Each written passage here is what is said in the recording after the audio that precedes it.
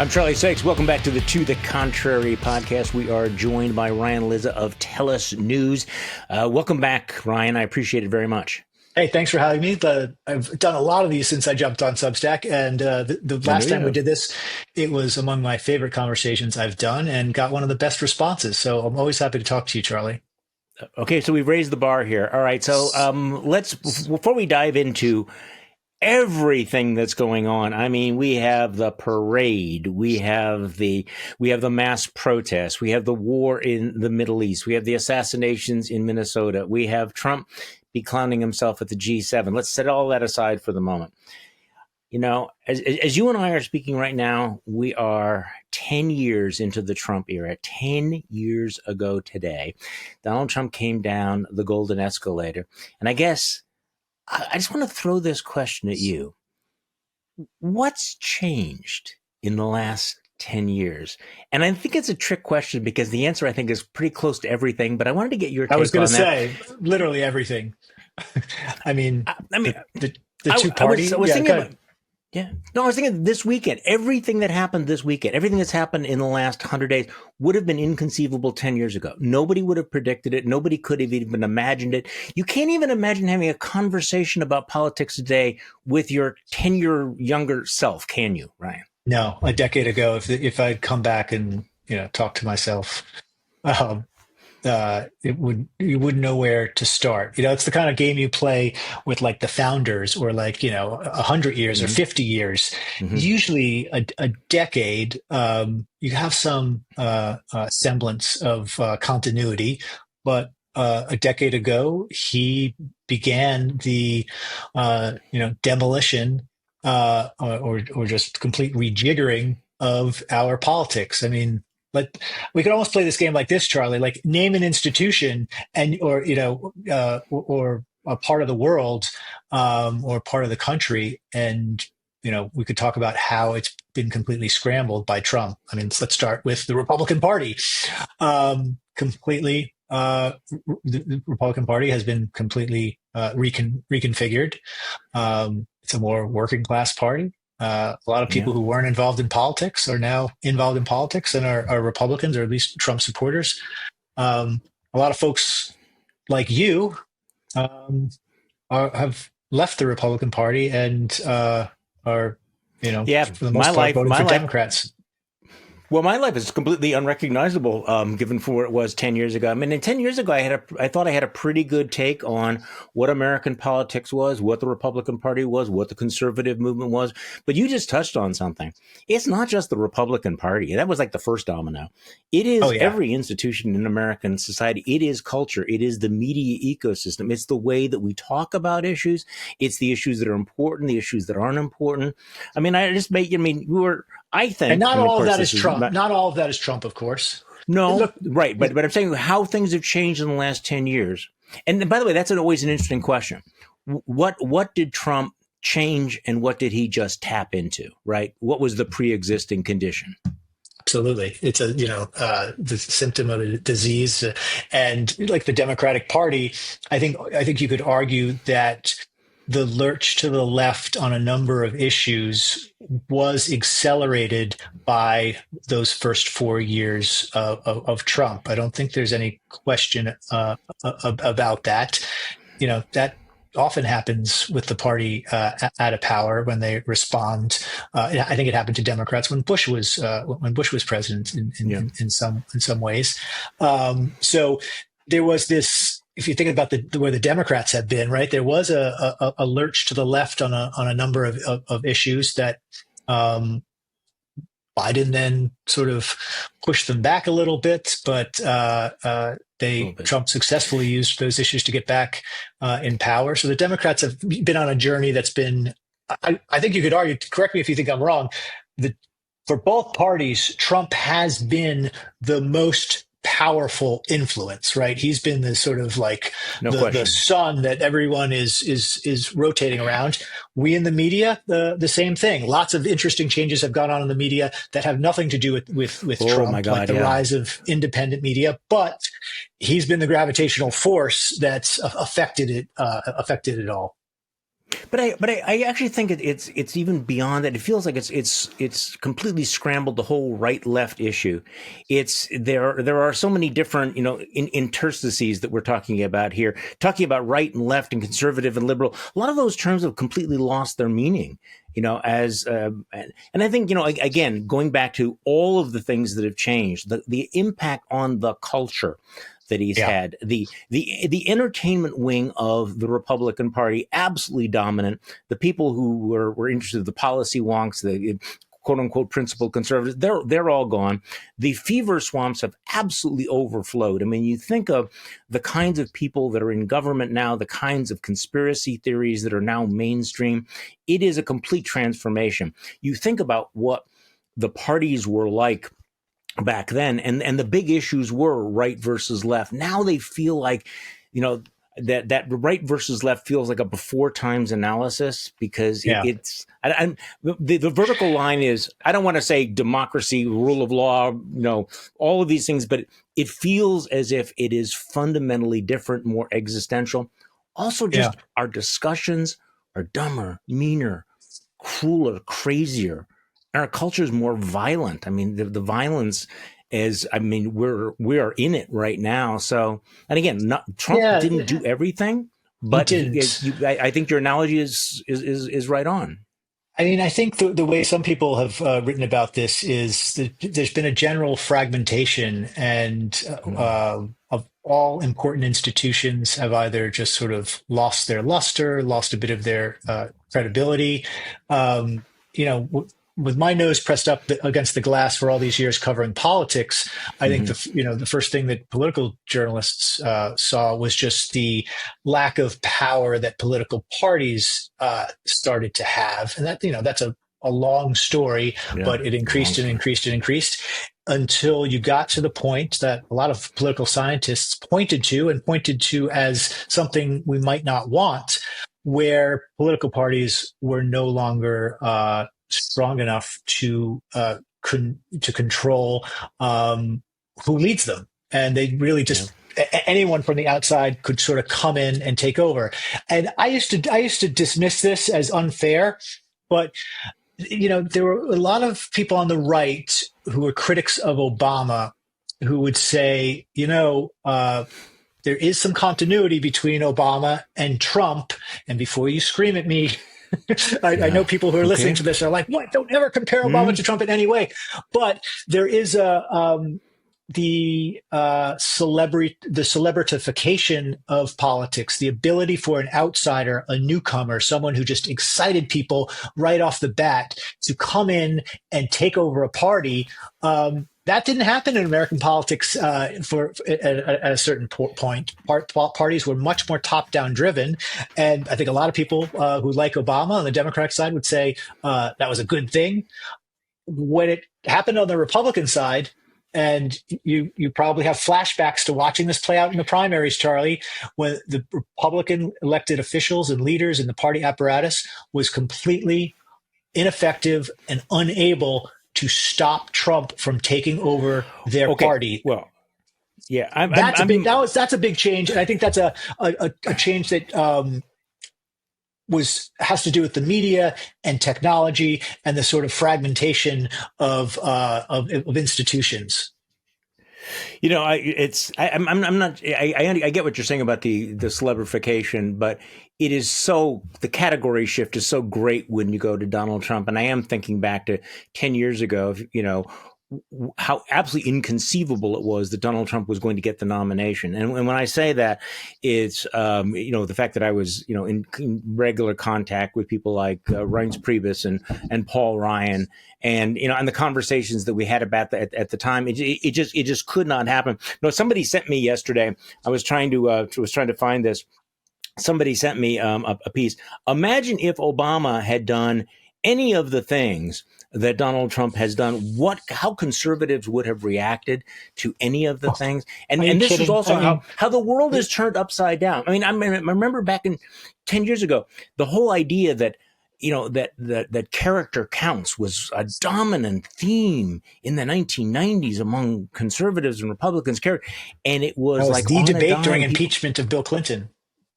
Right, people just decided character didn't matter, but it was one issue after another. The rule of law, law and order, the use of executive power, all of those things just so dramatically turned on its head.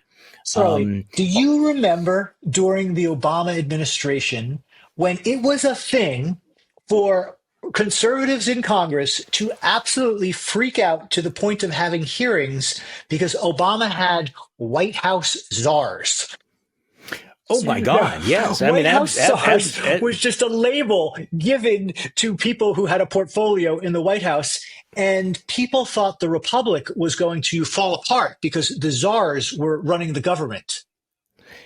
yeah, I mean, it was, and that whole sense of also small government, that you did not want government choosing the winners and losers, that you didn't want government. I mean, the kinds of things, and this is a digression. I mean, the story in the New York Times over the weekend about how this new deal with U.S. Steel basically allows Donald Trump and the federal government to control what the company does. I mean, like 5 minutes ago, Republicans and conservatives would have regarded that as communism, right? Remember the auto industry takeover? That was one of those moments. Okay, so here's the piece. Imagine if Obama had held a military parade to celebrate his birthday, and you just go right down. Imagine if Obama had endorsed the arrest of Texas's elected governor. Imagine if Obama had targeted law firms representing pro-life causes, revoking their clearances until they agreed to donate pro bono hours to support progressive causes. Imagine if Obama had accepted a $400 million gift from the dictator of Venezuela. Imagine if Obama had pardoned dozens of people who'd been convicted of breaking into the Capitol. I mean, you just go on and on and on. All of this stuff. So the way that Trump has changed it. So let me get us just a sense of where we're at this weekend. And since we're being somewhat contrarian here, you did have this amazing split screen, and like I don't know how many screens you want here. You have these mass protests, which may have drawn millions of people. Do you have a sense of how many people turned up? I don't do crowd sizes. I don't. So Those are no. big. I don't. They were Very. big. They were big. Okay, and then you had the really kind of low energy, empty bleachers for Trump's military parade and everything. Was this weekend in any way a turning point? I know that we pundits like to look for turning points, and they're almost always wrong, but it did feel, at least to me, as if finally the resistance has gotten up off its backside. Yeah, What do you think? it's a good question. Robert Reich actually had a good piece this morning about this, and just sort of Mm-hmm. documenting the various ways that pushing back has been effective. Yeah. And if you look at the polling, Trump got a little bit of a bounce back after that polling drop during tariff palooza there, Right. when the stock market was crashing. But he's sliding again, and his numbers on Mm-hmm. immigration, of all things, are sliding. Which is very Um, interesting. the law firms that sued and didn't back down all won. And interestingly, Trump has not appealed those cases. It's one of the few sets of cases that he's not appealing are the law firm executive orders cases, where he went, I think it's 0 for 4. I think there were 4 of them. Mm-hmm. The public, I mean, people that in my life that I never in a million years, Charlie, thought would go to a protest or be interested in a protest, or who are glued to MSNBC or Mm-hmm. other independent media that is, taking what's going on in this country very seriously and very worried about Trump. People in my life, family members, for the first time in their lives, are activated, and are activists, like suburban Republican family members, from Long Island. Now, on the other side, I've got quite a few suburban Republican Trump Trump Yeah. folks in the family. But there's you asked what happened in the last 10 years. We were all totally polarized. But there's Yeah. a pushback, and like, if there wasn't, we should be really, really surprised. If the president of the United States is is federalizing troops against the wishes of local officials in California, Yeah. and then sending in the Marines when the police department is saying, "Hey, we don't need that." It would be a lot. It would be terrifying if people weren't freaking out a little bit. Um, and It would be. Trump's not a poppy. He's never been a super popular person. He's No. I don't think my explanation for the 2024 election is very simple, that it was part of a worldwide revolt against incumbents in the post-pandemic high inflation era. I don't think you have to go a whole lot further. You could get deeper into the data and talk about this group and that group, and Trump appealed to them for this reason and that reason. I don't think it's much more complicated than that. And that's not that doesn't help you sustain the political capital necessary to do the crazy shit he's doing. Okay, well, let's go back to this crazy shit he's doing and what's happening in LA, because you tell me whether you disagree. Donald Trump and Stephen Miller honestly think that what's happening in LA was this was the fight they wanted, right? They are convinced that the wind is at their back. And I have to say, there was part of me that was thinking, you know what? The law and order card might actually work for him. I would not have been surprised if we would have seen public opinion polls showing that they were siding with the forces of law and order as opposed to the rioters. However, that does not seem to be happening. There are numbers that would suggest that he has misread the circumstance. He picked this fight because he thought that he would win and it would be politically advantageous for him. What is your sense of how it's actually playing out right now? Because he obviously wants more. Yeah, I don't want to overstate it, because I think there's a couple of things are going on. One, he's got some cards to play, unfortunately, when, a lot of people, unless they have the time to pay attention, might not understand the difference between LAPD, National Guard, or the Marines in dealing with a domestic disturbance. I mean, frankly, most police forces around the country are so militarized these days. They don't look all that much different than the Marines. And so I think when people understand and learn about the posse comitatus, or why we don't have, why it's not okay for the federal government to use the military domestically, that's very reasonable, and they understand the constitutional basis for that. But absent that kind of explaining all that, I think Trump has a very strong political card, unfortunately, to play if there is genuine violence in the streets and he's seen as doing something about it. That's I completely agree with it. Yeah, no, right. Okay, do the but. I don't think he got the fight he wanted. Right. They're not doing anything. There's nothing happening. So I know, like, Fox News will, anytime someone picks up a stick and throws it, they're talking about mob violence in the streets, but there's just nothing happening in LA. So you've got this overly military. It's not Kenosha, and it wasn't yesterday. These protests were not violent. Unfortunately, what was violent was what happened in Minnesota. And so, to finish the point here about that, I don't think we've seen the end of this strategy, unfortunately. I think they still believe that they want to push this, and they'll push it in another city, and they'll get the confrontation that they want, and they'll get the Insurrection Act declaration at some point. With every fiber of my being, that's where he wants to go, and he's going to continue to look for opportunities to do it. Okay, you've already answered my question, because we also have this new order that came out on his Truth Social, where he's basically taking the mask off, and he's saying, I mean, by the way, a couple of days after saying, we're not going to go after farms, like those are the good illegal immigrants. We're not going to go after the hospitality industry. Maybe he got some blowback on all of that, because he's now saying we're going to have the biggest mass deportation, and we're going to be targeting these. We're going to start targeting the blue states, the blue cities. We're going to go after Los Angeles, Chicago, New York.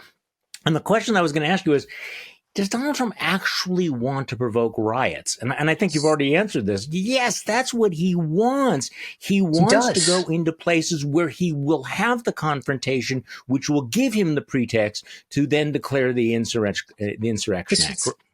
I mean, Absolutely. I had Miles Taylor on a Hmm. Substack Live the other day, and Miles was I there as heard the that. chief of staff to the to the Department of Homeland Security when they had to go over to the White House. Well, the only time they had to go over to the White House to Yeah. stop crazy shit from happening.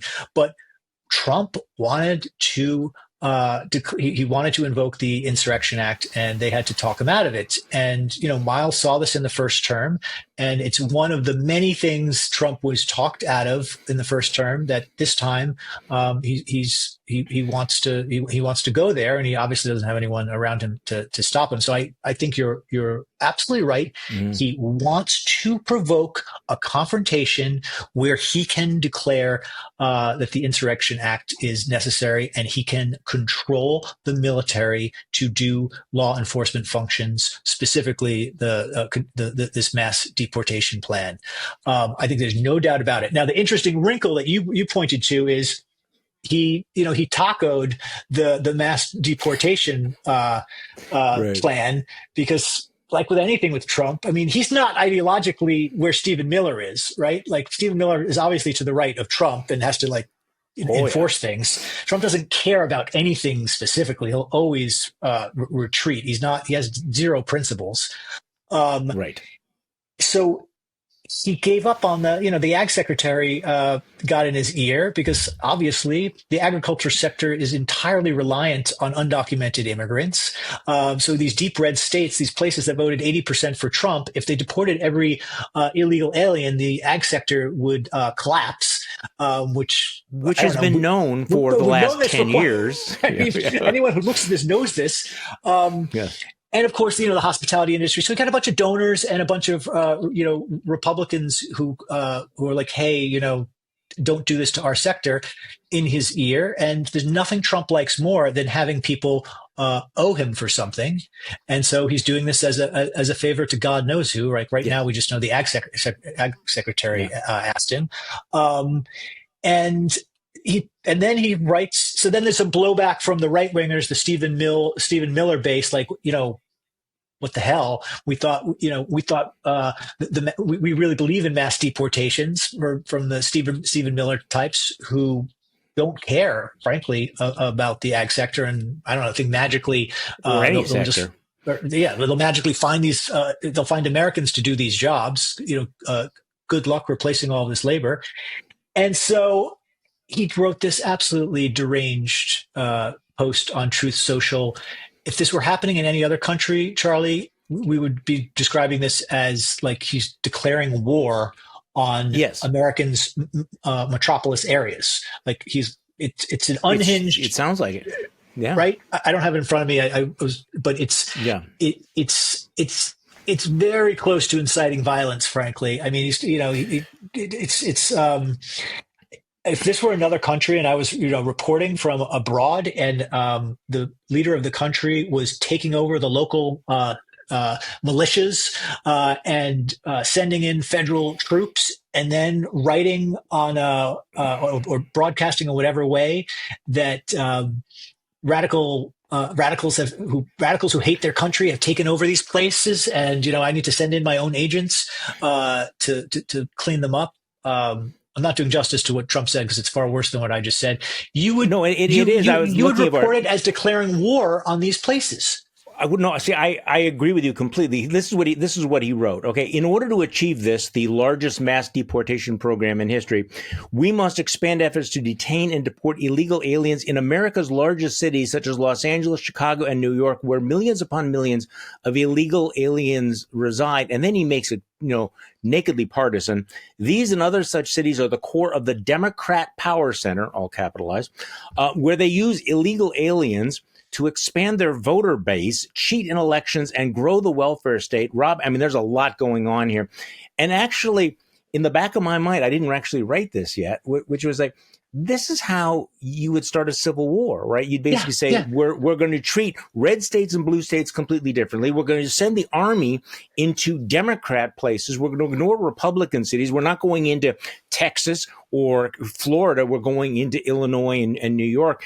I mean, now, whether or not that's actually going to happen, we don't know. But at this point, you just have to assume that if Donald Trump says something, he's probably going to do it. Absolutely. Right? And it Yeah. hardly, and the political backstory that we just discussed, while interesting, that he accepted this one group and the MAGA base got mad at him. So he decided to go like, Right, right. just throw some red meat, crazy stuff out there. That hardly matters. He said what he said. And it's, I know there's a lot going on. There's a war, between Iran and Israel, but like Yes. this should be front page news. Like the president is declaring war Some, on blue cities, where at least in at least one of them, he already has sent in the Marines. And we're in June of the first year. We're in June of the first year. We've got the Marines in LA and Trump writing on social media, declaring war against radical left people in the cities who hate their country. I mean, that's the kind of stuff that, like, you read about in like the incitement in like places like Rwanda or something. no, I people agree. broadcasting.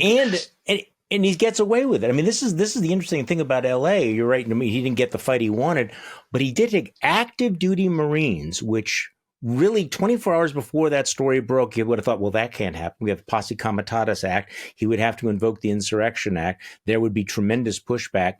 The Marines are there. They are actually engaging in law enforcement. There's been no court order yet. Well, there was a court order, but it's been stayed. So he's testing, what can I get away with? What can I do? And I do think that by picking places like Chicago and New York, it is more likely. And particularly if he goes into these blue enclaves, that there will be some sort of a pushback that he can explain. Okay, so Yes. let's talk about Yes. the parade and a couple of angles on the parade. I have a couple of segues here. So, what happened with the parade, Ryan? Why was it such a bust? All right. So my view of this, the thing that is really surprising here is not that it was, not that many people showed up. What's the I don't know what the most recent reliable number is, but there were crowds. There were crowds. Yeah, I wouldn't sure. judge the whole thing by a couple of shots of empty bleachers, But they're embarrassing. they're embarrassing, and that's how he judges it. That's all he cares about is a picture like that. What I'm surprised at is like they spent tens of millions of dollars on this thing, and the parade kind of sucked. I mean, I'm as much of a sucker as anyone for a cool display of military power. I mean, I kind of like just put all the sort of fascist part of this aside. Like, it's great to see, seeing our the planes overhead and these drones, impressive tanks. Cool, But right? it wasn't that. The parade sucked. The parade sucked. I mean, it was all of the vehicles were too far apart, so there was no sense of like, the scale of this thing. It wasn't very scary, right? Like if North Korea had thrown this parade, we would be mocking them mercilessly. Right? Well, the Russians are trolling him. They're saying this is what Trump wanted. And they'll be showing pictures of North Korea, and they'll be showing pictures of the Red Square, and then flashing to this, and it doesn't. And you could see how easy that video is to make. So I'm a little surprised that they just didn't do a good job. I mean, maybe the Pentagon just decided, like, we're not going to waste all of our time and money on this. We'll do the bare minimum. So Trump really looked unhappy. Yeah, he did not get what he wanted, did he? He didn't. And also, like, what the hell is he doing sitting there for hours while the world burns? I mean, that's the other thing I thought was like, okay.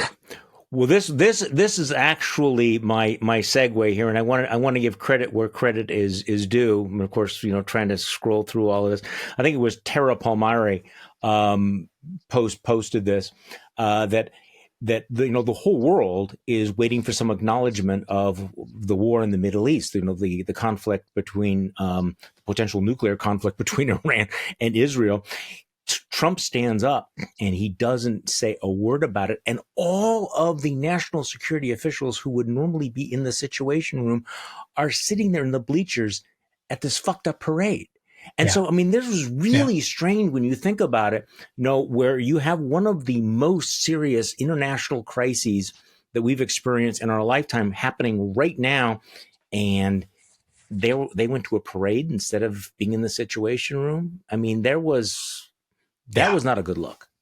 And of course, this is always the thing with Trump is like, do you actually want him in the Situation Room meddling and doing stuff, or is it better for him to just do absolutely nothing? But this conflict, Charlie, is I fear is going to overwhelm everything pretty soon, as if we don't have enough on our plate in the United Israel and States. Iran. Hmm. I think so because Okay. Talk to me about that. we're headed towards. We're headed towards a lot of voices saying that the United States needs to help Israel do X, Hmm. and I've seen the gamut out there. Well, give them the bunker busters so they can blow up the Hmm. mountain with the nuclear Hmm. program in it. The mullahs have to go, so we should actually help Israel with regime change. But get us involved in some way, I think, is where there's going to be pressure coming. And I think the Republican Party, and I think the people around Trump are very interestingly divided on this question. You have sort of the Very traditional. seriously divided. Yeah. Yes, you've got you got the old hawks, what we used to call the neocons, who are at least Mm. people with neocon instincts, who are who want who want the sort of maximalist option here. And then you've got the new wing of the Republican Party that's no, we don't do meddling in the Middle East. We don't do foreign wars. We don't do forever wars. And I have said this for years and years. The best thing about Trump, it's very hard for me to find anything good about this guy. The best thing about Trump has always been that he doesn't seem interested in, with some notable exceptions, in bombing places and getting involved militarily. He genuinely doesn't, and so I'm pretty worried about where this is going to go. Netanyahu is very skilled at, like every other leader, like Putin, like Xi. They're all skilled at playing Trump. They've all done it this year. Putin with Ukraine, Xi with the tariffs, and now Netanyahu with this strike on Iran.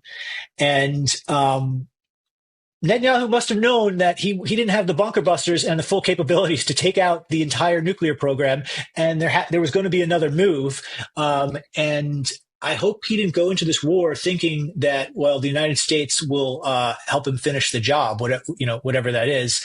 And so I don't know what your personal feelings are about this, but I'm um, I'm pretty skeptical of U.S. involvement in this in any way, short of trying to end it. You know, Probably the least defensible regime in the world is the Iranian regime. Any one of us would love to snap our fingers and and have the mullahs gone tomorrow, but this is not a simple situation, and where that's where this is headed. It's headed towards conversations about helping the Israelis finish the job, and then when you start to define the job, to me it gets very scary, and it, you know uh, caution should be the word.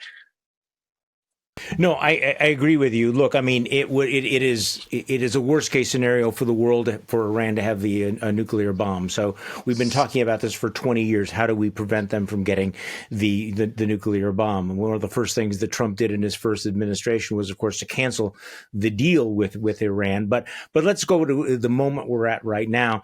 It Yeah. was kind of funny watching, Trump clearly did not want Israel to go and bomb Iran right now. And yet once they did, it was like, wait, I want to be part of this as well. I think it's hilarious watching some of the media spin. I'm kind of amazed at the free press going in the brilliant, misdirection by Trump and Netanyahu, how they fooled Iran. I don't think that was what was going on. I think that, Netanyahu fooled Trump Trump. absolutely, he did. And the thing about it is, if you want to take out Iran, there is a right way to do it, and it will involve a coalition of the willing. It will involve Iran. It will involve allies. It would involve very careful coordination between the United States and the Israelis. It would require coordination with frankly, the folks who are at the G7 summit, all of the allies that we have alienated and who are not in a mood right now to follow or give the benefit of the doubt either to Benjamin Netanyahu or to Donald Trump. So at the moment when, if you want to get this done, this is why we have alliances. This is why we have this mutual cooperation and communication. Clearly, that's not happening right now.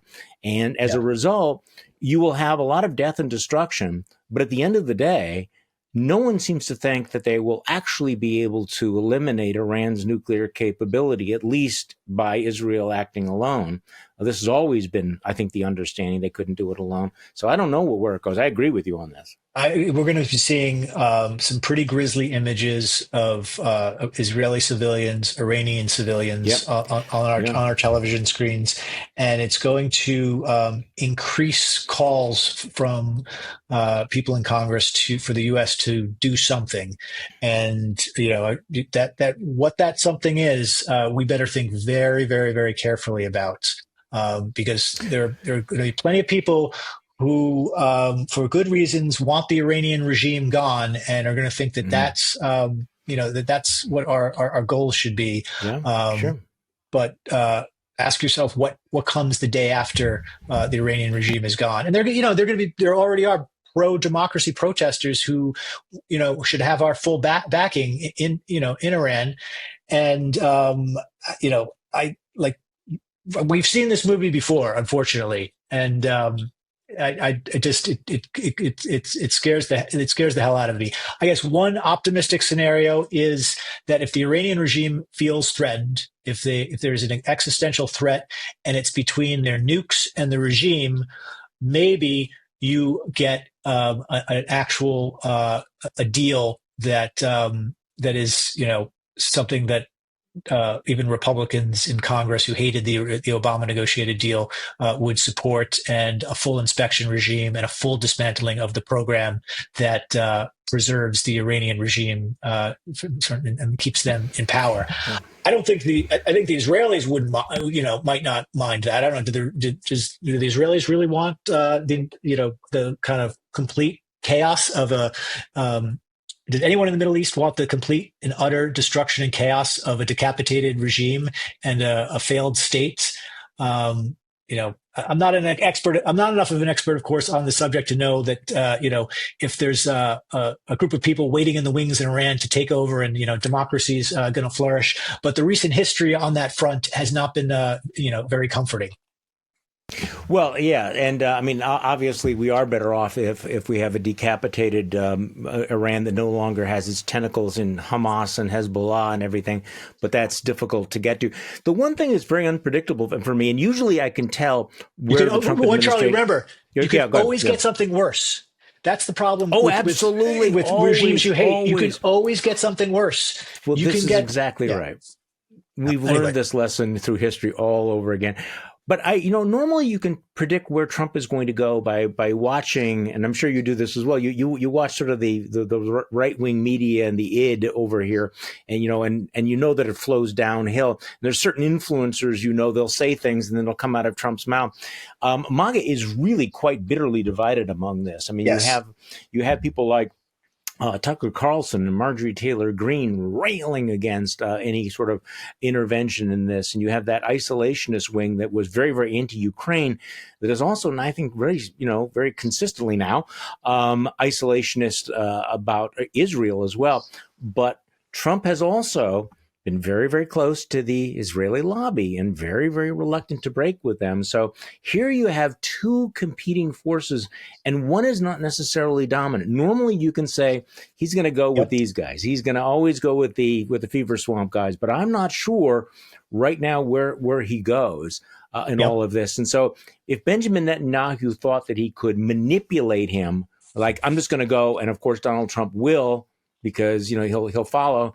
I'm just not sure that's the calculation, which I think is what you mentioned earlier. Well, I'm waiting for the group text to get leaked so we know where all the players stand on this issue. So we gotta check Jeff Goldberg's signals to see, when they reveal where Vance and Stephen Miller and Hegseth are on this. But I'm sure, I think we know where Vance. I think Vance is. fairly consistent on this stuff. They don't want to meddle. Look, to me, this is one of the best developments. This is one of the best trends in MAGA. I'm not an isolationist myself, but if you're going to have a party that is controlled by a bunch of fanatics and operates like a cult and is completely irresponsible and doesn't care about the Constitution, if you're going to have a party like that, I would rather that party be isolationist rather than really interested in military intervention around the world. Well, I have mixed I know feelings this is about hard that. for you because you're a former Republican.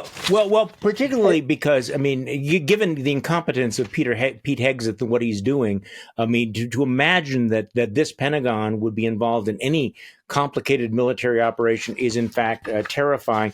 But this is where Exactly. I have a problem with the isolationism, which is that the isolationism of MAGA is indistinguishable from the appeasement of Vladimir Putin. At the same time, and you're going to see this axis of evil. So here while you and I have been talking, Trump goes to the G7 summit, where I'm sure he is the least popular man in the room, and right out of the gate, Trump goes on this opening rant, about Russia and how unfairly Vladimir Putin has been treating. He rambles on that Obama and this guy named Trudeau booted Putin for no good reason. Actually, it wasn't Trudeau. He wasn't prime minister then. They booted Russia out of G8, G7, because he had invaded, Crimea, and he claimed the war in Ukraine wouldn't have happened if Russia had just stayed in the club, which is bullshit. And so, I mean, the decision back then was unanimous among all the members. Trump, of course, didn't mention the name Crimea once, but he goes on and on and on. And apparently at the same G7 summit, all these world leaders are there. And he starts off with this suck up to Vladimir Putin, which I think was kind of gobsmacking. And then came the more dangerous part. You know what he did then? He then starts bragging about this, what we talked about earlier, this Truth Social screed, where he vowed to send ICE and the FBI into the blue states, calling the sanctuary states the core of the Democratic Power Center. And so he's talking to these world leaders, first of all, sucking up to Vladimir Putin with misinformation. And then he's bragging that he is sending his troops into Democrat areas and recycling the lie about illegal immigrants voting in the election. And it got so bad, apparently, that Mark Carney, the Prime Minister of Canada, had to sort of step in and diplomatically stop Trump's meltdown. So that was ugly. A couple of things about this, Charlie. One, he's more interested in sending troops to and liberating blue cities than liberating Ukraine. And I can't help but think that this screed might just be connected to the hour-long conversation that Donald Trump had with Vladimir Putin. Excuse me. What was it? I think it was over the weekend, but it was since the Israel attack on Iran. Yeah. They spoke for an hour, and Putin, like Netanyahu, like Xi, they understand Trump way better than he understands them. And Putin knows this guy's going to the G7 and this is speculation, I realize, but the word Crimea coming out of Donald Trump's mouth, you think Donald Trump could locate Crimea on a map? He couldn't locate Crimea on a map. You said also he said it was Trudeau. It wasn't actually Trudeau. There's no chance that Donald Trump knows any leader of Canada. He couldn't name another leader of Canada besides Trudeau. I probably couldn't either. So my Canadian politics knowledge isn't great, but certainly Trump couldn't. So of course, it was Stephen Harper, as every school child remembers. I had to look it up. I'm just saying, of course he said it's Trudeau because he doesn't know anyone. It's all Trudeau. But all right, seriously, he talked to Vladimir Putin for an hour, and then he goes to the G7 and repeats shit that only Putin cares about. It's you don't have to be a rocket scientist to figure out where he got this. This is so weird. Okay, so we haven't talked about this yet, but over the weekend, I think this also overshadowed the president's birthday party Yeah. military parade, the grim assassinations up in Minnesota and the aftermath. I mean, we have somebody we now know a lot about him. He was a Trump voter, a very very anti-abortion listener to Infowars. Um, but this was a very concerted. This was targeted. This was political. It was obviously very planned, very, very carefully. The assassination of a state senator, of the former Speaker of the House of Representatives. And I don't know where we start on this. The level of political violence in this country has already become, beyond alarming.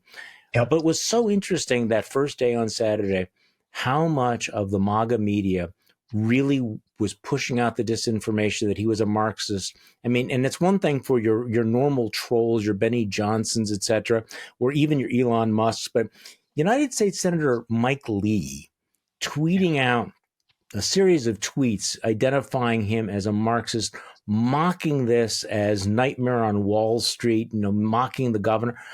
I mean, it's just, you want to talk about how the world has changed in the last 10 years.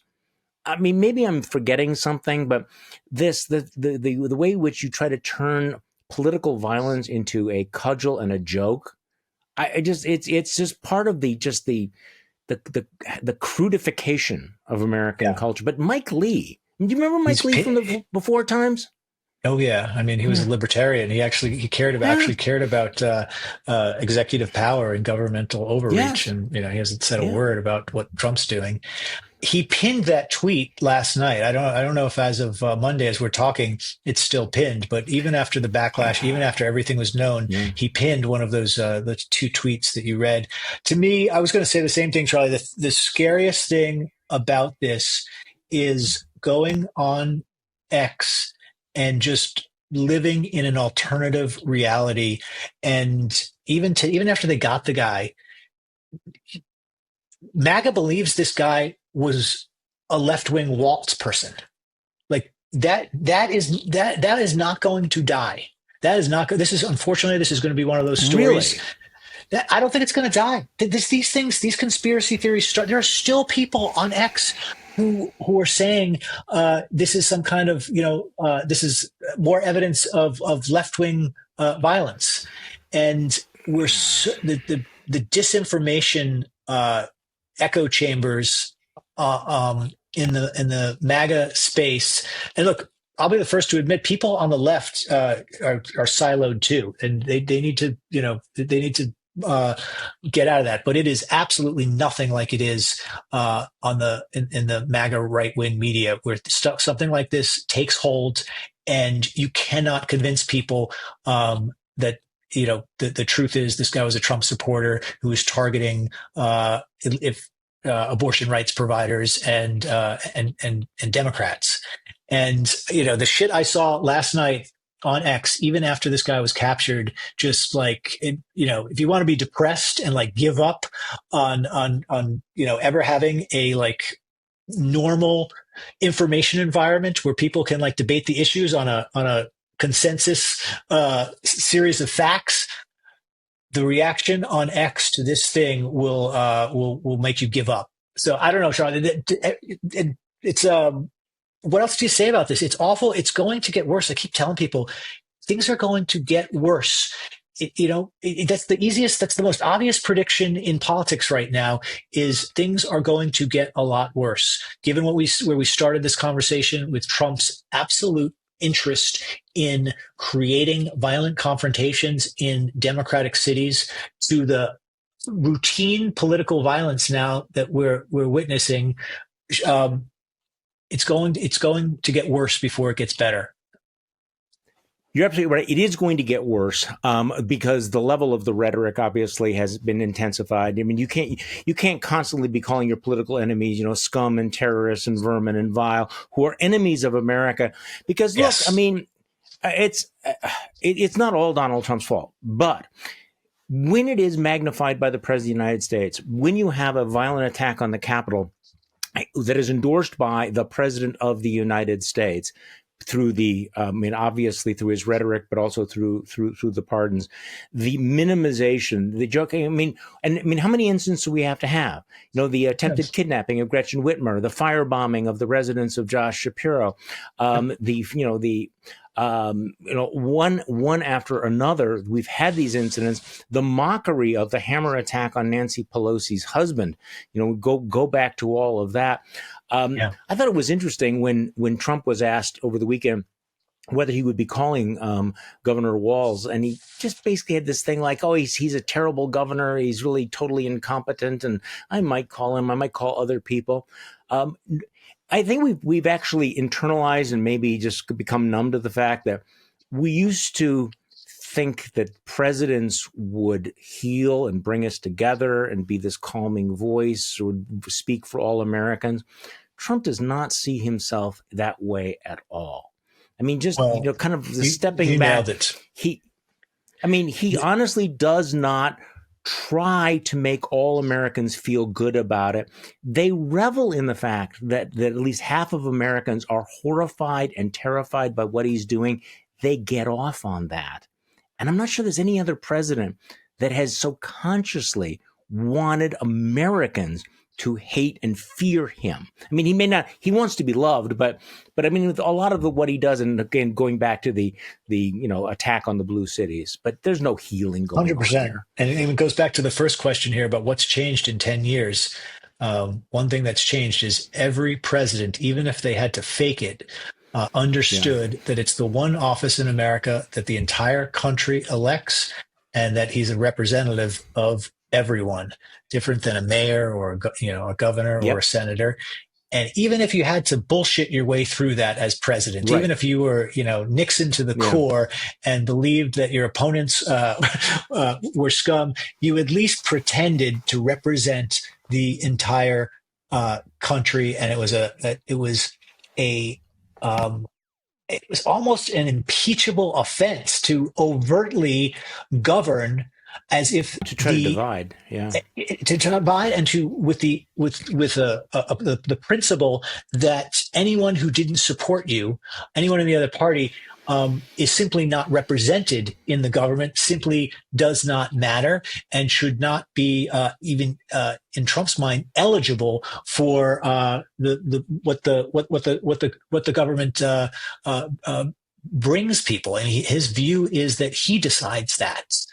And I mean, that is one way that things have changed in a decade, is you have a president who is just completely overt about that. And Overt in his divisiveness, and you also, to your point about that, your political opponents are not just people who are the loyal opposition who disagree with you on issues, but they are the enemies of America. They hate America. They hate God. They hate you. And so we shouldn't be surprised that there are American, look, it's a country of 300 million. How many mentally unbalanced people do you need for things to spin out of control? And if you convince them that the acts of violence are patriotic, then you've created a really dangerous situation. And let's be honest about it, that many of the January 6th rioters, maybe the assassin in Minnesota, thought they were defending their country. They thought that by taking up arms, they were defending America against its enemies, because Donald Trump describes the people in the other party as the enemies, as a threat, as something that we need to be afraid of. And if you take his rhetoric at face value, what is the right response to people who are trying to destroy your country and impose tyranny on you? This is what they believe. Well, they think they are the successors of 1776. That is a scary thing. So people shouldn't go off on the digression that we're talking about a bunch of nut jobs or people with mental health issues.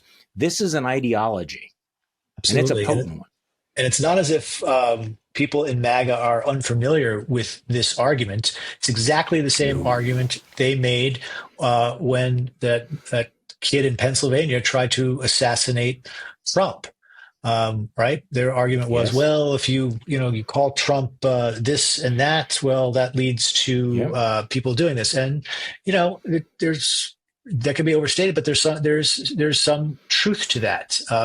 You know, we are living in a world where people will have easy access to guns and are easily incited because tensions are very high.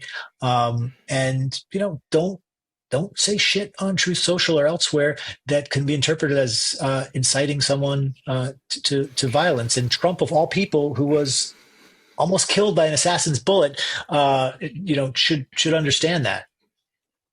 Okay, so this will get me in trouble in the comment section. But one of the most troubling developments this year, particularly on certain social media, like that I won't mention, like Blue Sky, was after the assassination of that United Healthcare executive. The number of folks that came out and celebrated and justified that was really was rattling, and on the left. And Yeah, when I people agree with you. when I would write things Yeah. like, "Guys, we cannot justify this kind of assassination. This is a dangerous thing." It was, and again, social media will amplify Yes. small numbers of voices, but it was troubling. And anytime you go down that route, don't be surprised when there are consequences. I'm not going to name anyone, but there are people Yeah, who I know and like and respect who are on that train. And I have to say, I had really. the same experience. I had the same experience, and it was one of the experiences covering politics where I felt I don't know if it was I felt like old because it did seem to me like there was a generation divide here, and just felt like totally out of touch with something that was going on among, at least my Same. interpretation of it was sort of younger progressives, leftists, and Yeah. I just didn't understand how anyone thought it was okay to cheer an insurance company executive's murder. I, you know, I, I hate insurance companies as like the next Yeah. person, but I just felt like that was really disorienting for me, and I felt alienated from a lot of people who I sort of thought I had similar views to, and I saw the same thing you saw, Charlie. Is like that was it was strangely provocative to point out, like, hey, no, it's not a good thing that this No. guy murdered this guy on the street Even in cold blood. no, and you know what? Again, going back to our original question, how things have changed in the last 10 years. Again, it's not all Donald Trump, but we are a much angrier country, and you could see that bubbling anger. That really, and I think in part it's also because of maybe just the isolation, maybe post COVID, maybe it's because of social media, the kind of the dehumanization of these debates is that we don't deal with one another as actual human beings. And it is that sense that you understand this was a man with a family and children and everything. No, he becomes this symbol, this institution, and it is that dehumanization that we're seeing. And again, this is not new to history. This is not unknown. But the last 10 years, you really feel it being more visceral. This is the thing that worries me the most about where things are going, Charlie. And I think, I don't think we're going back, unfortunately. And the thing that I fear the most with what Trump has done is that he's gradually raising a younger generation, and Yeah. it's not all generational, but people in the opposition, people generally on the left and in the Democratic Party, who eventually, not right now, the Democrats are really good on most of these issues and standing up to him and not saying that they should do the same. But eventually, people, the opposition party is just going to say, fuck it. This is the way things are. We're going to do the same thing when we're in power. We're going to cut I ridiculous worry about the same deals, thing. enrich Yeah. ourselves, use the government to attack our enemies and completely politicize the federal government and all of its tools. And in fact, we'll take it to the next level because, I mean, the history of tit for tat, weaponization of laws and rules. Each side always has a good excuse about what the other side did last Always a time, whataboutism, yeah. and they'll have a good The argument. It's like, weaponization of whataboutism, right? and Well, we they saw, did this, so yeah. yeah, and look, it's fair. Look, I remember reading Biden's excuse for why he pardoned Hunter and all of the other officials, and if you just read it as sympathetically as you possibly can to Biden, you understand, like, okay, yeah, Trump would have done the same thing. It's totally wrong. It's totally corrupt. He shouldn't have done it. But that's a small but telling example of how things become tit for tat. And pretty soon, both parties are using the state and weaponizing it against their opponents, and it's normal. Yeah. And when these guys, when the academics talk about competitive authoritarianism, that's where this is headed. It becomes an unstoppable vortex, and you can really feel it happening. And I'm not saying the Democrats are there. I'm not saying they're there. They're not. But Biden was not. I think Biden ran on reversing all of that. He ran on this message of democracy and good government. And I think the next Democrat nominee will probably do the same in 2028. But if you don't, it's very hard to break a cycle like this. When Trump has taken it to such extremes, you're going to find activists, Democrats who say, you know what's good for the goose is good for the gander. And that's why sometimes I just think, like, we're fucked. We're not going back. We're not going back to the era when this kind of stuff didn't exist. It's going to take, things getting much, much worse. Like I don't know what the sort of cleansing, what the sort of like reform process will be to take us back, Charlie. I guess that's what I'm saying. Okay, well, that was one of the other things I was going to say about the last 10 years, because there used to be a sense that, okay, if there was a cleansing event, if there was a massive tragedy, if there was a terrorist attack, that would bring America together. It would take something. I no longer believe that. I no longer think that there's anything that would, in fact, be that cleansing moment. So it's not going to be anytime soon. Ryan, Lizza, thank you so much for all your time today. You can find Ryan's stuff over at Tellus News, right? Tellus News, going great. The latest of the Substack of universe. Ryan, please subscribe. Thank you, Charlie. Make sure you subscribe. And thank you all for listening to this episode of To the Contrary Podcast. I'm Charlie Sykes. You know why we do this? We do this 3 times a week because we have to remind ourselves that we are not the crazy ones.